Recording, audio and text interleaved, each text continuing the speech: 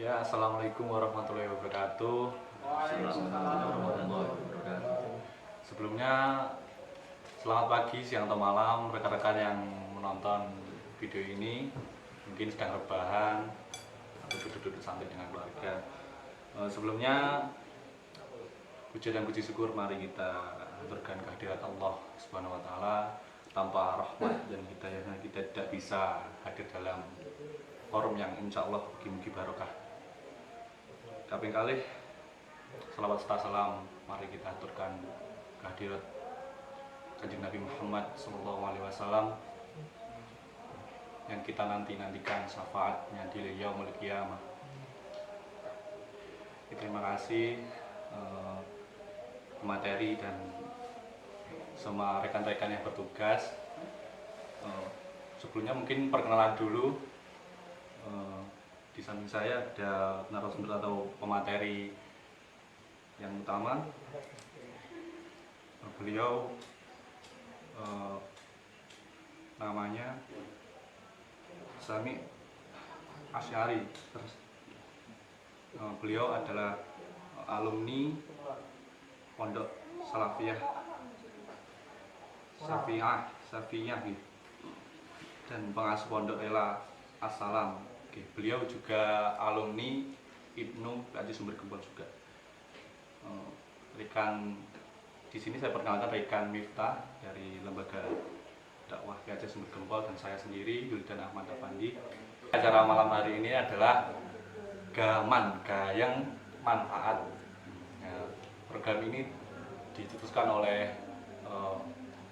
Departemen Dakwah PAJ Sumber Gempol yang datang dari keresahan kami untuk di masa COVID seperti ini kita harus tetap berkarya lewat mungkin platform YouTube yang sangat luar biasa. Oke, tema hari ini adalah dakwah di lingkup Ibnu dan PBNU. Kita sebagai Ibnu kan kadang bertanya-tanya, dakwah itu seperti apa, arti luasnya seperti apa, apakah dakwah itu hanya ceramah atau mau'idah hasanah atau seperti apa. Mungkin pertanyaan pertama, apa itu dakwah? Bismillahirrahmanirrahim. Assalamualaikum warahmatullahi wabarakatuh. Waalaikumsalam. Bismillah, alhamdulillah, salatu wassalamu ala rasulillah. Amma ba'da. Yang kami hormati semuanya, pemirsa dimanapun berada, menyambut baik tentang agenda Departemen Dakwah Pimpinan Anak Cabang Ibnu IPBNU Sumber Gempol pada malam hari ini berkait dengan tema dakwah di lingkup Ibnu PBNU. Saya mencoba untuk memaknai sekaligus mengartikan. Kalau ditinjau dari unsur atau aspek suku kata, dakwah itu sendiri dengan makna adalah mengajak atau menyeru atau menyapa. Karena di situ dari lugat da'a yad'u dakwatan atau dakwah. Berarti konteksnya adalah menyeru atau menyapa atau mengajak. Jadi konteksnya bukan berarti ceramah, bukan berarti seperti orang yang fokus menyampaikan sesuatu, tapi adalah mengajak, menyapa atau menyeru tadi. Seperti konteksnya adalah ud'uni astajib lakum, kata Allah menyatakan. Dilihat dari suku katanya, menyapalah engkau padaku, kata Allah, astajib lakum, maka aku akan menjawabnya. Jadi konteks bahasanya seperti itu kalimatnya. Bukan berarti berdoa terus dikabulkan, tidak serta-merta seperti itu. Menyapalah engkau, pasti aku menjawab. Itu kejelasan Allah SWT. Nah, berkait dakwah juga ditinjau dari kedalaman perluasannya. Dakwah sendiri adalah untuk fokus mengajak terhadap kebaikan. Karena Allah menyatakan ud'u ila sabili rabbika bil hikmah wal mau'izatu hasanah wajadilhum billati hiya ahsan ila akhirih.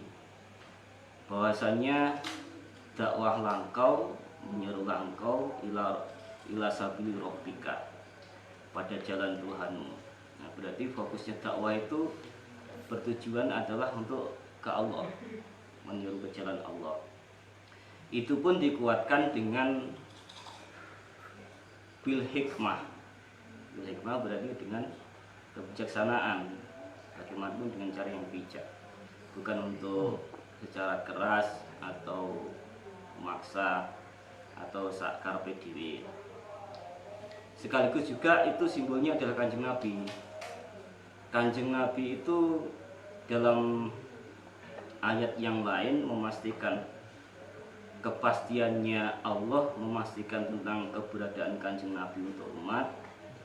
Seperti petian ayatnya adalah kul hadhihi sabili. Kata Allah mencontohkan kepada Kanjeng Nabi, katakan wahai Muhammad, bahwasanya ini adalah jalanku, jalan Kanjeng Nabi maksudnya. Nah, lalu dikuatkan ud'u ila sabilillah atau sabili rabbika sing, kalau menurut sing An-Nahl tadi, bahwasanya fokusnya juga menuju Allah. Tuh, kalau Kanjeng Nabi itu sebagai simbol dakwah, berarti da'i atau beliau adalah da'i, orang yang menyeru.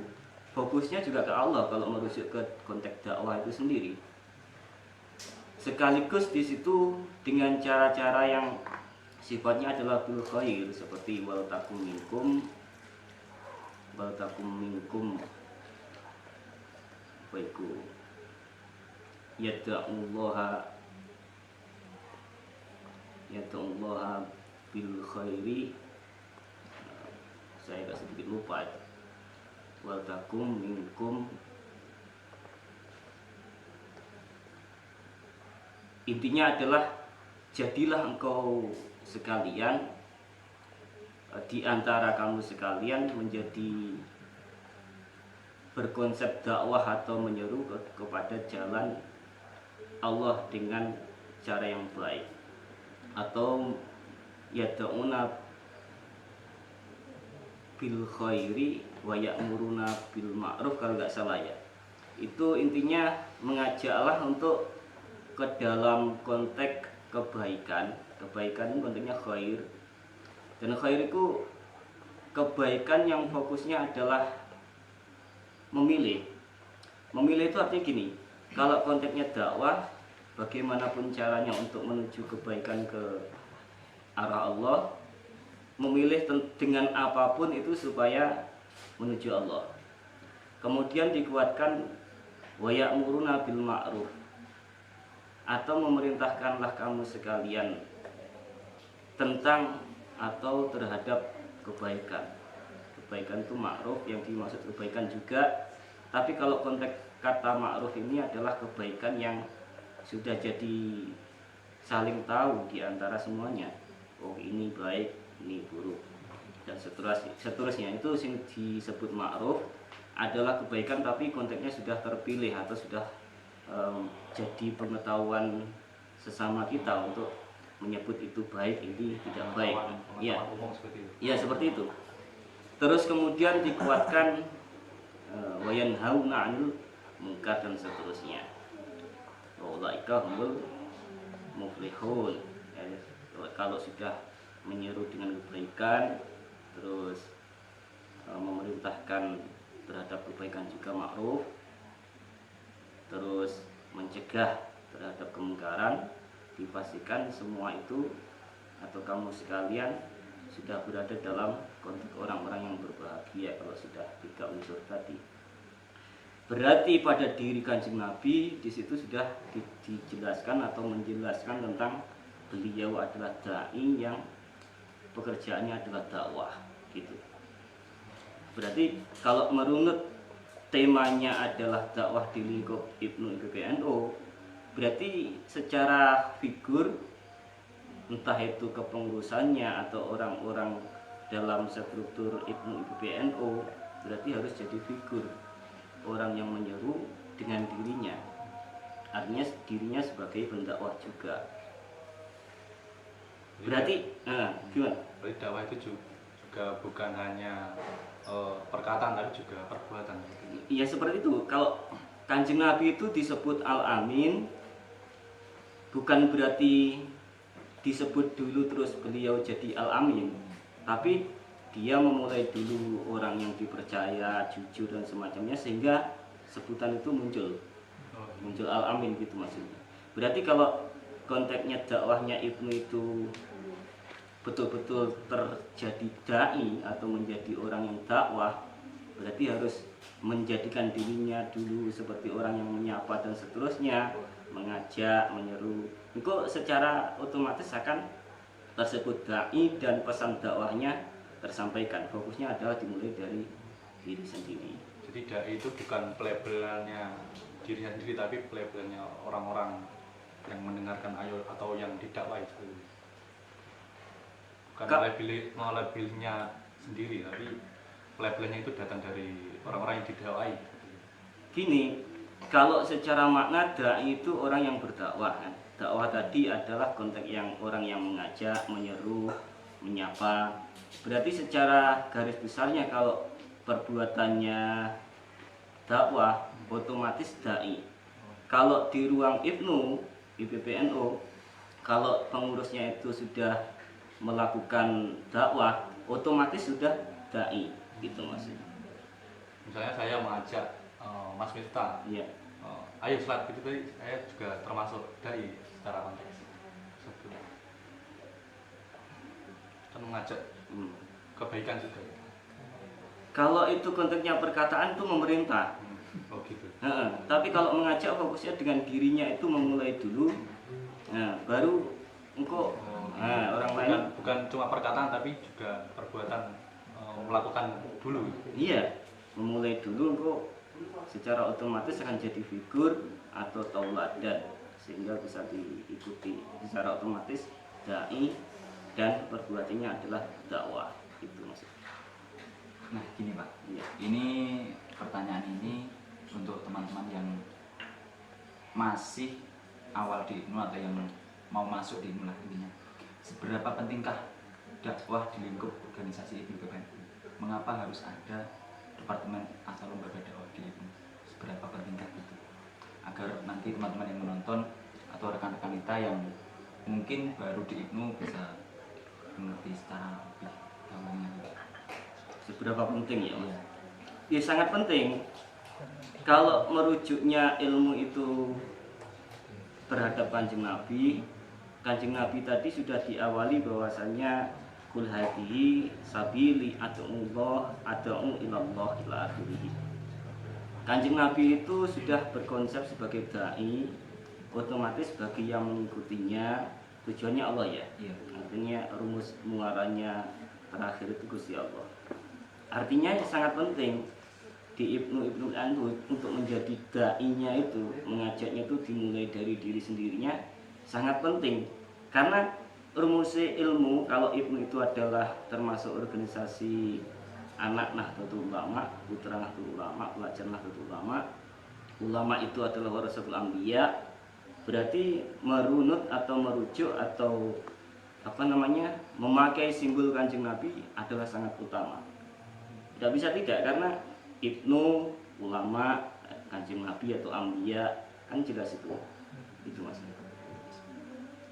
Misalnya kita menjadi dai dalam konteks tadi, cara pendekatannya itu seperti apa? Apa langsung misalnya hanya mencontohkan atau hanya memerintah, atau gimana cara pendekatan agar yang didakwai itu menerima? Caranya itu bagaimana? Ya begini, Kalau merumus dari kalimat ud'u ila sabili rabbika bil hikmah, caranya bil hikmah ya, tapi dengan kebaikan. Terus yad'una ilal khairi, sing konteks petian ayat 3, yad'una ilal khairi berarti untuk menuju kebaikan. Berarti rumusnya jelas, hikmah ya baik. Intinya seperti rumusan Kanjeng Nabi. Berarti kalau metode caranya kalau seperti kita, berarti konteksnya menyapanya itu secara resmi dalam arti mungkin tidak sengaja lewat bertemu menyapa gitu. Atau mungkin kalau ada kesempatan waktu luang yaitu untuk silaturahim, nah itu tukar pikiran, terus memperkenalkan ilmu itu apa, ilmu itu apa, nah itu ulama itu apa gitu. Itu rumusan paling cara lah ini, yo bil hikmah bil khair. Jadi caranya itu barang yang benar harus dibungkus dengan kebaikan dan indah, hasilnya harus indah seperti itu. Ini bisa dikatakan seperti itu. Iya, ya da'u ilal khairi atau ud'u ila sabil rabbika bil hikmah wa mau'izatul hasanah. Kalau dimungkinkan mungkin mau'izatul hasanah tadi setelahnya apa mau bil hikmah ya, setelah bil hikmah kalau enek peluang untuk ngobrol berarti dengan mau'izatul hasanah, dengan cara dialog yang bagus. Kalau dimungkinkan mungkin perdebatan, jadilhum billati ya ahsan, dengan cara yang paling baik. Nah, bukan baik ya, tapi paling baik. Bahasanya paling baik. Bukan cuma baik tapi paling baik. Paling baik berarti kalau baik ada kemungkinan enggak untuk yang lebih baik itu dicari lagi, maksudnya. Nah, seperti itu. Sangat utama kita generasi penerus Nahdlatul Ulama merujuk ke cara metode dakwah Kanjeng Nabi, dirinya pun dai Kanjeng Nabi itu juga mubalik. Ya, bahasa yang mubalik kan balihuani walau ayatan kan. Nah, berarti Kanjeng Nabi pun memerintah balihu, sampaikanlah engkau semua ani tentang aku atau dariku walau satu ayat. Berarti Kanjeng Nabi pun juga mubalik. Nah, tapi ada yang mengatakan begini, antara dai sama mubalik, antara dakwah sama tabligh, balagha yubalighu tablighon ya. Berarti itu Kanjeng Nabi selain dai juga mubalik. Setelah proses dakwahnya bil hikmah sudah, bil ilal khairi sudah, atau mau itu hasanah sudah, dilhum wajadilhum billati ya ahsan sudah umpamanya, itu berarti baru bisa menyampaikan artinya gue pesan apa gitu. Tapi selama itu pesannya biasanya kan tentang kebenaran. Atau ayat itu kan tanda kan tidak bisa namanya ayat itu tidak bisa dimanipulasi. Umpamanya ada turun ayat gini, ya itulah ayatnya, berarti baru bisa balihuani walau ayat, jadilah mubalik. Itu prosesnya tabligh tadi. Makanya ada istilah dakwah atau nada dakwah, terus ada tabligh akbar gitu kan. Nah, itu konteks sebenarnya runutan kata seperti itu logikanya gitu. Nah terus kita itu kan sebagai generasi muda, generasi di NU, pelajar NU. Nah itu ketika kita sudah terjun di masyarakat, apa yang dapat kita implementasikan dari dakwah di lingkup organisasi tersebut? Soalnya gini, saya itu pernah mendapat kasus yang ada seseorang dari Ibnu juga yang ditanya, kamu di Ibnu bagian apa? Bagian dakwah. Nah terus mengiranya si anak tersebut itu yang biasanya mau itu, yang biasanya dakwah seperti yang di TV biasanya dai gitu. Nah itu kan menurut saya itu kan ya benar tapi belum sepenuhnya benar gitu loh. Nah itu yang saya tanyakan, bagaimana implementasinya ketika sudah terjun di masyarakat. Gini, kalau merunut Kanjeng Nabi itu kan tidak perlu beliau itu gembar-gembor. Nah, dengan dirinya yang dakwah, wajahnya berdakwah, secara otomatis itu apa ya, menarik gitu maksudnya. Nah, bagaimana berproses atau menjalankan implementasi bahasamu tadi itu caranya bagaimana orang itu atau kita membuat diri kita menarik tentang proses dakwah tadi. Artinya kita wujudkan kalau sudah menjalani organisasi IPNU atau memahami keulamaan atau Nahdlatul Ulama, itu wujudkan dengan kita menarik, dalam arti kita menjadi menarik mereka, maksudnya secara bahagia kita lebih bahagia, lebih tenang gitu. Berarti itu otomatis membuat ketertarikan Orang berarti, lain yang melihat itu bisa langsung otomatis kedaian kita menarik gitu, maksudnya gitu. sudah terpancar. Jadi untuk implementasi di masyarakat sendiri itu dengan memulai dari dirinya sendiri, Pak. Betul. Dari dirinya sendiri. Nah, tapi di zaman sekarang ini banyak teknologi yang sudah berkembang dan semakin maju. Terus banyak berita-berita hoax yang nyebar ke seluruh dunia, dan itu sikap kita bagaimana untuk memahamkan kepada masyarakat awam atau yang intinya kurang update lah tentang berita hoax. Bagaimana cara kita mengajak atau menyeru, mendakwai lah intinya, mendakwai pada orang tersebut agar tidak termakan berita hoax tersebut. Secara simpelnya etikanya Nah, seperti apa? etikanya seperti apa? Kalau menurut pandangan saya begini, karena fokusnya dakwah, dai tadi fokusnya adalah Gusti Allah, berarti rumusannya kita buktikan supaya tandanya orang tidak terpengaruh hoax. Hoax itu kan fokusnya kan membingungkan kan, Ya. karena hoax itu berita bingung lah ibaratnya. Artinya bingung itu ini tiga ini, berarti kan membingungkan. Berarti rumusannya kalau menyikapi berita hoax, kita buktikan bahwasanya muara dasar dakwah, muara dasar dai itu adalah menuju Allah. Berarti informasinya pun harus tersuplai atau dimintakan ke Allah. Dengan bukti kita tidak bingung menyikapi hoax. Kan gitu. Kalau sampai kita ikut-ikut bingung, berarti kita bukan dai sing menenangkan atau ikut-ikut bingung ternyata, kan gitu ya. Nah, itu menurut pandangan saya seperti itu. Cara menyikapinya kita buktikan bahwasanya kita tetap tenang karena informasi yang kita kita gali itu adalah informasi dari Allah, dan itu pun biasanya kalau sudah rujukannya betul-betul tepat ke Allah itu diberi informasi, nggak perlu minta tapi diberi itu informasi, supaya kita tidak bingung dan seterusnya. Tahunya seperti itu ulama-ulama atau aulia itu biasanya kalau ada informasi yang salang suruh kalau tidak tenang itu bahasanya itu diberikan sholat istikharah gitu loh. Sholat istikharah kan dalam rangka memilih. Nah itu biasanya diberi informasi oleh Allah, itu diberi informasi Langsung. kita wujudkan dengan ketidakbingungan, ketenangan, kemenarikan tadi. Itu kalau rumusannya hoax. Iya.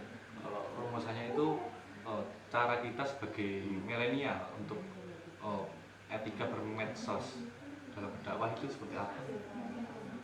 Kalau menurut jenengan? Iya. Gini, setiap manusia itu pasti ada outputnya. Iya. Outputnya itu yang kita keluarkan, entah itu akhlak atau perkataan, itu pasti ya. Iya. Berarti kalau rumusannya untuk menyikapi yang barusan, berarti harus dimulai dari diri kita untuk berlaku yang bersesuaian dengan garis-garis akhlak. Bermedsos dengan bijak. Yang kalimatnya juga menunjukkan orangnya, kan gitu kan. Dan terkadang ada istilah itu loh.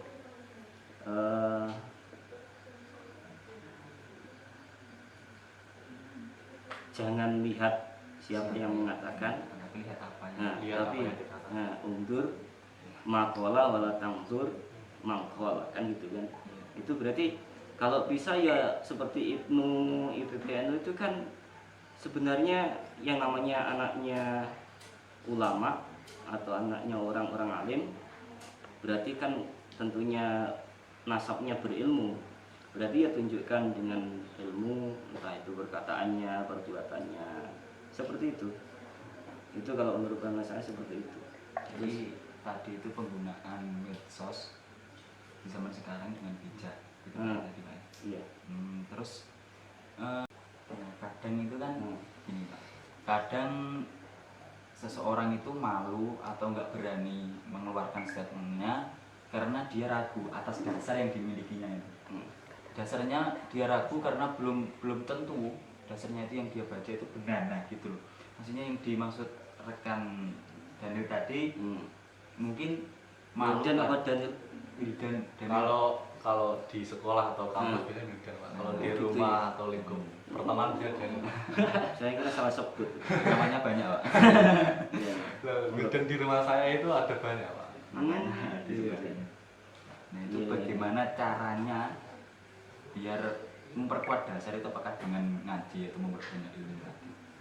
Ya otomatis ilmu juga itu. Ilmu juga. Dasarnya ilmu. Makanya gini, saya cerita sedikit ya. Iya.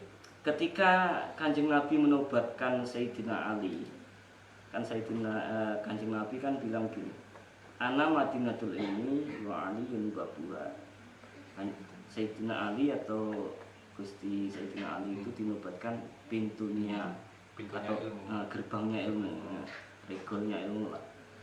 Otomatis beliau kan betul-betul keilmuan teruji, sehingga ketika kaum Khawarij 10 itu pembesarnya ini nggak rela kok Ali yang dijadikan babuha,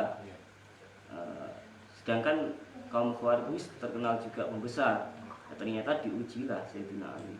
Ternyata betul-betul teruji Sayyidina Ali. Dijawab dengan pertanyaan 1, jawabannya 10 itu beda-beda dan meluas itu semua. Katakan Sayyidina Ali, ya seperti yang saya contohkan, warisannya Kanjeng Nabi atau para Nabi itu ya ilmu. Kalau harta itu warisannya Qarun, itu kata Sayyidina Ali. Terus dikuatkan ketika 10 orang sudah membesarnya Khawarij itu sudah dijawab dengan jawaban yang beda-beda 10 itu. Bilang begini Sayyidina Ali itu, andai ada yang lain pertanyaan, pasti saya jawab dengan jawaban yang lain. Atau ada orang lain yang bertanya dengan pertanyaan yang sama, kata Sayyidina Ali setelah 10 ya. Iya. Saya akan jawab dengan jawaban yang beda. Jadi intinya Ilmunya. Sayyidina Ali dapat menempatkan menyesuaikan dengan siapa yang menanyakan tersebut. Ya iya. Dapat menyesuaikan. Iya, tapi rumusnya ilmu ya itu Iya, dasarnya. ilmu. Sangat penting itu karena cahaya itu. Ilmu itu cahaya. Tidak akan ditunjukkan ilmu itu terhadap orang yang melenceng atau bermaksiat. Al ilmu nurun wa ilmullah la yuhda lil asyi. Bahwanya ilmu itu adalah cahaya dan ilmu Allah tidak akan ditunjukkan terhadap orang yang melenceng. Melenceng berbelok karena sifatnya ilmu itu lurus. Cahaya itu lurus. Tapi kalau kita melencong berarti kan tidak disinari ilmu. Berarti kalau ilmu itu adalah cahaya, cahaya sifatnya lurus, golek ilmunya ya kudu lurus. Harus bersama. Iya. Terus lurus, enggak pun istiqomah lah bahasanya seperti itu. Tegak terus. Otomatis itu kan disuplai oleh Allah itu keberanian. Karena apa ya? Kelahiran itu tadi ilmu cahayanya Allah tadi ya. Kan ilmu kan nurullah atau nurun. Iya, itu berarti Allah yang mensuplainya itu otomatis. Makanya seperti ulama-ulama yang ada atau para alim yang ada itu terkenal alim itu ya karena istilah ilmu. Sehingga mungkin menghadapi masalah apa itu seolah-olah ada wangsit tadi. Wahyu. Wahyu Nabi ya. Itu seperti ya istilahnya itu suara intuisi lah, suara hatinya ya, Rasulullah tadi. Itu otomatis. Mungkin gini Pak, tadi kan dasarnya itu harus dibekali dengan ilmu yang cukup untuk melatih mental atau bisa berani lah untuk menyampaikan statement. Ya luas lah, Ya, ilmu yang luas. ketika berdakwah gitu. Nah, itu kan juga harus dibarengi dengan adab. Ketika kita menyampaikan sesuatu tapi cara penyampaiannya kita dan adabnya itu tidak ada, kan akan tidak didengar orang gitu loh Pak, akan diajukan untuk gimana gitu. Iya, makanya kembali ke titik awal tadi kan, dakwah itu tidak cuma lisan, tapi bil af'al atau dengan perbuatan seperti Kanjeng Nabi. Ya memang betul, memang nggak cocok, nggak cukup dengan omongan saja, tapi juga akhlak juga main di situ. Perilaku, ya kita melihat Kanjeng Nabi lah. Kanjeng Nabi secara akhlak bagus, secara perkataan sabdanya juga menuju kebaikan, harus sesuai itu. Jadi kasarannya tidak bisa antara omongan dan perbuatan, apalagi dengan perasaan itu tidak sejalan. Harus sejalan semua. Tidak cukup dengan perkataan saja. Ketika perkataan kita begitu indah, satu perbuatan kita yang tidak baik itu kan dilihat orang juga nggak enak. Iya, nggak pantas lah. Kalimatnya seperti itu kok kelakuannya itu sangat memicu ketidakpantasan. Mungkin dari rekan-rekan yang di luar kamera bisa bertanya atau ada pertanyaan?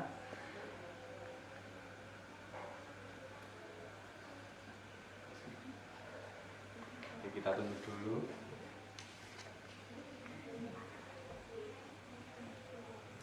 Jadi itu konteksnya tadi, dakwah itu mengajak, menyeru, menyapa gitu ya. Seperti Aqimis sholah nutibri. Kalau yang pernah ngaji seperti kita kan pernah mengenal bahwasannya sholat itu secara bahasa kan doa. Doa itu kan bukan meminta tapi menyapa, menyeru. Kalau kita sering menyapa Allah berarti pasti dijawab Allah, kan gitu kan. Doa ini astajib lakum. Intinya komunikasi. Komunikasi, sering menyapa. Ya tak ubahnya kalau kita sering nyapa kan sering dikenal. Iya. Gitu. Berarti fokusnya kalimatnya juga gini. Aqimis sholah lu dzikri. Dzikir itu menyebut, juga menyapa, mengingat, itu otomatis. Sama, menyapa, mengingat, menyebut itu otomatis. Mengingat pasti menyebut pasti menyapa. Maka seorang dai atau perkelakuan dakwah tadi konteksnya sering-sering menyapa supaya juga dijawab. Kalau konteksnya untuk warga Ibnu atau rekan-rekan kita supaya dakwahnya berhasil, ya sering-sering nyapa. Sering nyapa pasti astajib lakum. Kalau rumusannya terhadap kita bukan kalimat Allah, cuma kita mengutip kalimat Allah, ud'uni astajib lakum. Kalau dakwah kita, penyeruan kita, pengajian kita berhasil, sering-sering nyapa saja, enggak pasti dijawab-jawab oleh yang kita sapa. Itu kalau rumusannya ud'uni astajib lakum. Otomatis itu sudah dakwah, otomatis sudah dai yang menyeru tadi. Agar bisa sefrekuensi, agar bisa sejalan, kita harus sering-sering menyapa ya. Komunikasi itu. Ya, khusus komunikasi dengan Allah itu sangat utama, karena muara dakwah itu ya ila sabil rabbika ilallah. Rumusan muaranya di situ, untuk Allah semuanya dakwahnya. Dalam arti mengajak untuk bertujuan ke Allah. Kalau mencontohkan Kanjeng Nabi itu figur dai, berarti kita sebagai anaknya ulama warasatul anbiya, berarti ya mewujudkan kita sebagai dai. Otomatis perbuatannya pasti dakwah. Mungkin kalau yang di luar kamera atau rekan-rekan kita yang di luar kamera tidak ada yang bertanya, mungkin saya tutup dulu. Terima kasih kepada rekan-rekan kita yang menonton lewat YouTube. Mewakili kru Departemen Dakwah yang bertugas, saya minta maaf bila ada perkataan atau perbuatan yang kurang berkenan di hati Anda. Saya ucapkan beribu-ribu maaf dan terima kasih telah menonton sampai akhir. Dan terima kasih juga saya ucapkan kepada Pak Sami yang telah meluangkan waktunya repot-repot sini ya. Ya. Dan mungkin ada sedikit dua patah dari saya. Dakwah itu bukan hanya perkataan, tapi juga perbuatan. Bukan hanya fisik, tapi juga dengan hati. Pantaskan dirimu ke hadapan Allah dan outputnya Anda akan menjadi dai dengan sendirinya. Mungkin ada perkataan yang kurang tepat mungkin. Atau mungkin ada closing statement dari Bapak untuk teman-teman yang menonton. Saya kira semua tadi sudah sangat cukup. Kalau dimungkinkan lain kali, ya insya Allah. Sekian dari kami. Assalamualaikum warahmatullahi wabarakatuh. Waalaikumsalam warahmatullahi wabarakatuh.